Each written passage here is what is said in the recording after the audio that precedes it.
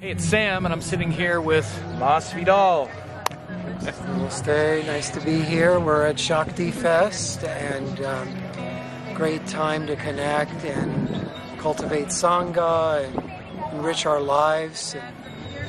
Sam's doing great work spreading astrology into the areas of yoga, which it's so needed today. There's been such a misunderstanding around astrology, and so many people in yoga, they still bring in the astrology that they know of, which is the tropical zodiac, and we know that that's filled with a lot of complexities, and it doesn't really connect with the yoga system, the Ayurveda system, and the lifestyle that we're trying to promote. It's not part of a holistic, integral system. And Sam is one of those few people that studies yoga, is a sadhak, is a teacher, he's trained in yoga, and to bridge those two things is very powerful. Awesome, thank you. Thank you. Yeah, and you know, Mas and I have been partnering here lately, and we're going to be doing this class in Ojai. It's an immersion in Vedic Astrology, Ayurveda, Yoga.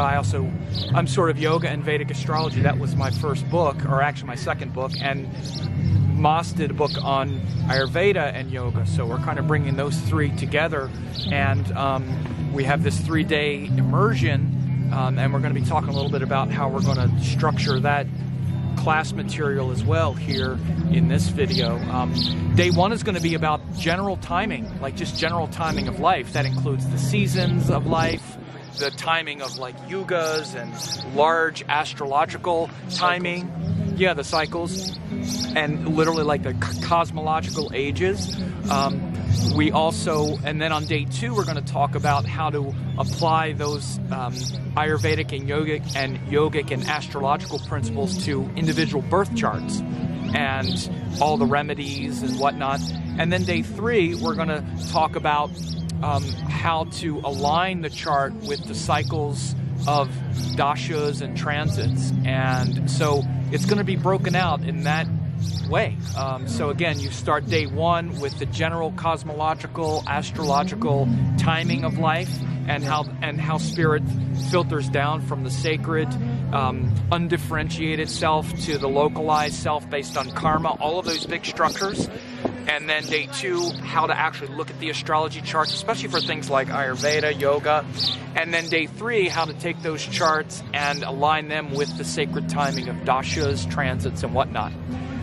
Yeah, I mean, one of the things that's really relevant in this regard is that, and what I like about and connect with Sam on that is, it's always important to get the broad perspective and see where things start and how energy moves from this grander space to literally embodiment, you know, us in these bodies trying to make it through life. This illusion of form, right? Yeah.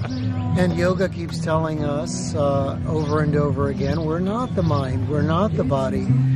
And astrology has some wonderful tools and components to tell us how the body's being influenced, how the mind's being influenced, first house, fourth house, fifth house. And it's such a practical system. And when you combine these three, as I always say, it's a holistic system. Astrology's for the karma, seeing those aspects, unseen forces. Ayurveda's body, and yoga is mind. Yeah, and consciousness. And the reason, you know, I love Mas's work so much is that he takes he really uses Jyotish in the way it's supposed to be used from an Ayurvedic healing holistic perspective as this mandala and as this entry point and this this mandala that we can really examine and understand how to heal, and not just understand ourselves in some psychological way or whatnot, which is certainly helpful in that way. But you know, on the weekend, Mas is going to be focusing a lot on spiritual practices and sadhanas that he's prescribed, and also that he, that he uses in his practice. And so will I. And, you know, many of my students don't know that part of me so much because I haven't talked about remedies so much or my own practices, but I'm going to be bringing a lot of that out as well. But this is what Mas does in his work all the time. He uses the Jyotish chart as that entry point to Ayurvedic prescription. You can speak about that. To me, it's in the most practical sense, it's an incredible tool for prevention. And particularly the dasha system, which is unique to the sidereal zodiac, when you can forecast that and know that a planet is coming in with its qualities and energies, and we know that it has an effect on biology and psychology. And how much better, I mean, it's surprising to people when you tell them, really? You can actually see that? Like, duh, yeah. And actually anyone can. I was having conversations. I have conversations here all the time. There was a young lady who came up to my booth earlier, and she's been studying at the Ayurvedic Institute. And she's like, oh yeah, we have astrology. And she was like, yeah, we study that at the Institute. And I'm like, okay, I understand. And she's like, oh, it's just so confusing and all. So what I told her was, yes, Vedic astrology is an entirely different course of study if you wanted to do that. But using Vedic astrology in concert with Ayurveda, there's a whole different way that you can approach it, just as the science of timing. Because astrology is the science of timing, and not just timing in any way, but the timing of how the doshas will be vitiated and why and for what reason. Is it a dasha cycle? Is it a transit? Is it going through the first house? Is it going over the moon? The sixth house? What is actually doing and what is it bringing?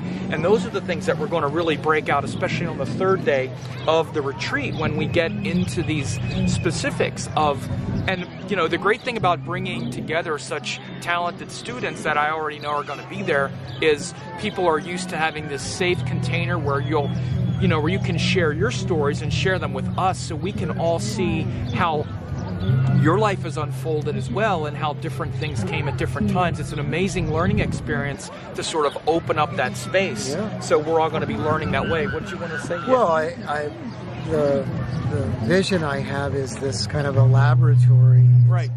We all learn.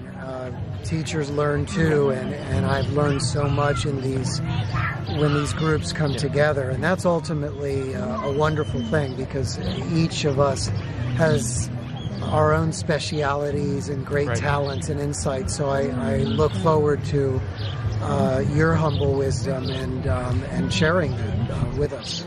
Yeah, and definitely, the students that have come to my retreats, those who are already registered, know that it's actually that kind of thing because, and this is why we didn't invite like everyone, because we want people to feel like they're in a sacred space where people share and we learn from each other, and so much growth comes from your openness and your participation. And even those who might not be sure that they can follow along, you're also going to be surrounded by great astrology students and astrologers, those who can help mentor each other and sort of pull together and really create this space where you learn, I learn. I'm looking forward to learning from Mas as well, because I haven't had a workshop with him in this in-depth as well. I want to hear what he comes up with, and we're all going to be learning together in that space. Last thing I wanted to say too is I'm also putting together like a sort of master sort of checklist of all kinds of remedies and recommendations for planet signs, houses, nakshatras,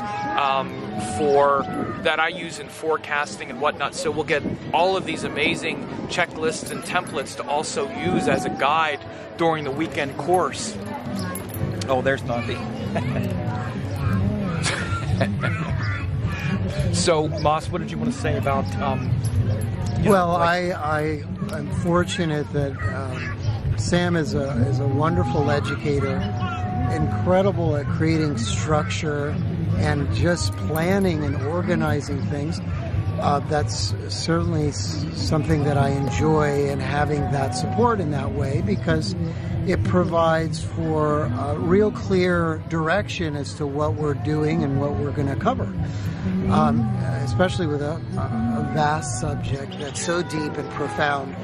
So I'm grateful to have him creating such a a clear outline of the whole thing. Oh, So, thanks. Yeah. Yeah, And not to mention, listen, Ojai, it's a wonderful time. Summer will be just entering in. It'll be warm, and you'll have time to enjoy outdoors and do some healing treatments if you'd like. We've got a wonderful Ayurvedic chef who's worked with me for some time now, doing wonderful recipes. And so it's really a cumulative experience, the whole thing. Look at it that way. Yeah, and you know, the thing that came to me as well, and I appreciate your kind words, but I feel the same way. I mean, when, you know, Mas invited me up to his place in Ojai to teach a little bit of a workshop with his students, and it was the same kind of thing. It's like, I just totally imagine my students and his students sharing this space and this vibe, because it is a wonderful space. And the thing that's interesting too is, like, we have a rough architecture and a really solid idea of how we want to teach this vast subject, but again, it's also very open, and a lot of it will be created, you know, as we go through it. So we have a large structure through which to put all of our intention, and I think it's going to be a very magical weekend. So I appreciate everyone watching this, and we look forward to seeing you in Ojai at the Yoga, Vedic Astrology, Vedic Sciences weekend. Thank you. Shivaya.